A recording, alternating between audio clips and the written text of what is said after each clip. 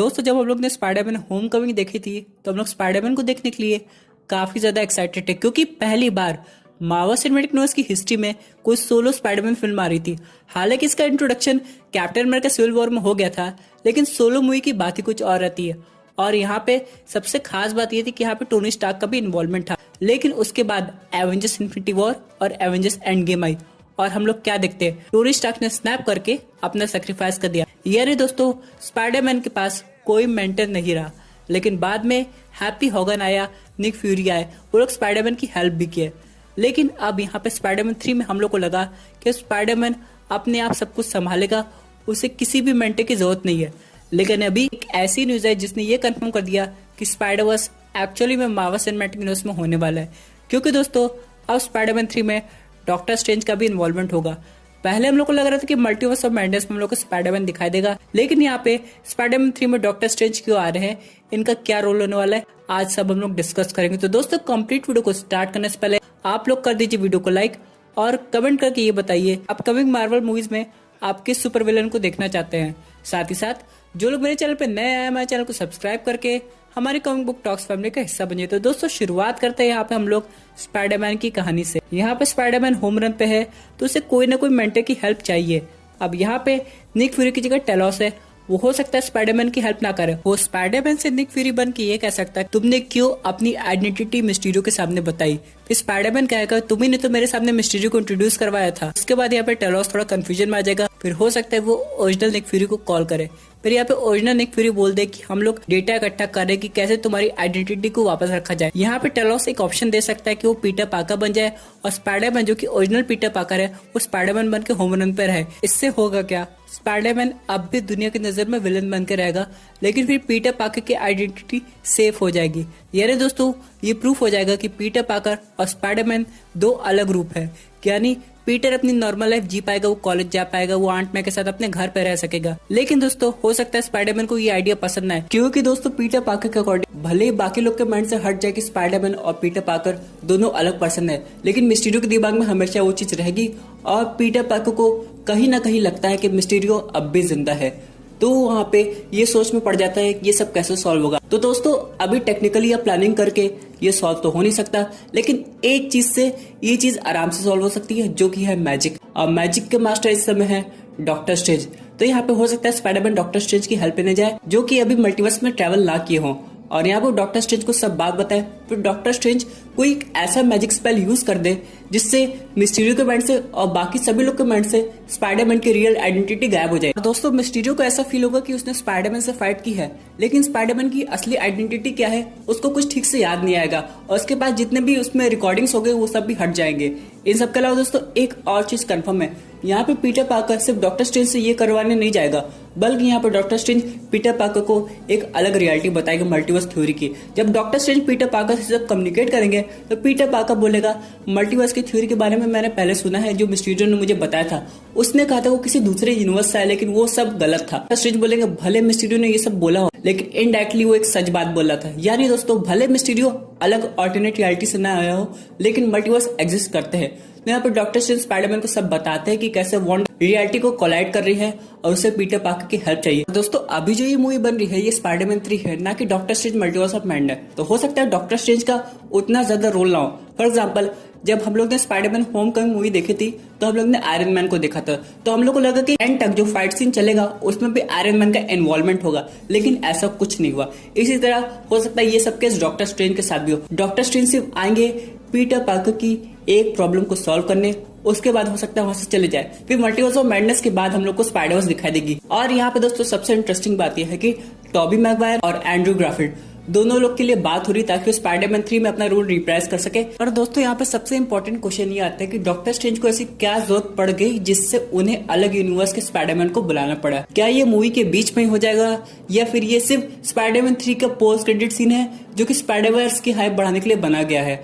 अगर दोस्तों मूवी के बीच में हो जाता है तो हम लोग को हो सकता है 3 स्पाइडरमैन इलेक्ट्रो से फाइट करते हुए नजर आए। अब आप लोग सोचेंगे 3 स्पाइडरमैन की क्या जरूरत पड़ गई, तो दोस्तों मैं आपको बताना चाहता हूँ हो सकता है ये जो इलेक्ट्रो हो ये ऑल्टरनेट रियलिटी से इतना ज्यादा पावरफुल हो गया हो कि इसे सिर्फ एक स्पाइडरमैन ना हरा पाए। लेकिन दोस्तों फिर भी बहुत से लोगों को लगेगा कि इससे कुछ एग्जैक्ट कनेक्शन नहीं बैठ रहा, कुछ सॉलिड पॉइंट चाहिए जो कि ये प्रूफ कर सके कि डॉक्टर स्ट्रेंज स्पाइडरमैन की हेल्प क्यों कर रहे हैं उसकी आइडेंटिटी को बचाने के अलावा। तो दोस्तों मैं आपको बताना चाहता हूँ, इलेक्ट्रो मान लीजिए मार्वल सिनेमैटिक यूनिवर्स में आया, लेकिन क्या हो उसके ऊपर मेफिस्टो आया हो, यानी दोस्तों किसी ऑल्टरनेट रियलिटी का एक डेमन जो कि दूसरों को कंट्रोल कर सकता है, यानी एक ही विलन के ऊपर कोई दूसरा सुपर विलन हावी है जिसकी वजह से इलेक्ट्रो बहुत ज्यादा पावरफुल हो गया है। और आप लोग जानते हैं मेफिस्टो डॉक्टर स्ट्रेंज का विलन है। इसका मतलब ये हुआ दोस्तों कि डॉक्टर स्ट्रेंज अगर इलेक्ट्रो से फाइट कर रहे हैं तो वो इनडायरेक्ट वे में मेफिस्टो से भी फाइट कर रहे हैं, तभी इलेक्ट्रो इतना ज्यादा पावरफुल हुआ है। अब बहुत सारे लोगों का क्वेश्चन होगा ये पॉसिबल कैसे हुआ, मेफिस्टो अर्थ पे कैसे आए। तो दोस्तों मैं आपको बताना चाहता हूँ, वांडा विजन टीवी सीरीज में वांडा जब रियलिटी को ऑल्टरेट करेगी तो उसी प्रोसेस में एक ऐसा पोर्टल खुल जाएगा जहां से मेफिस्टो आ सकता है।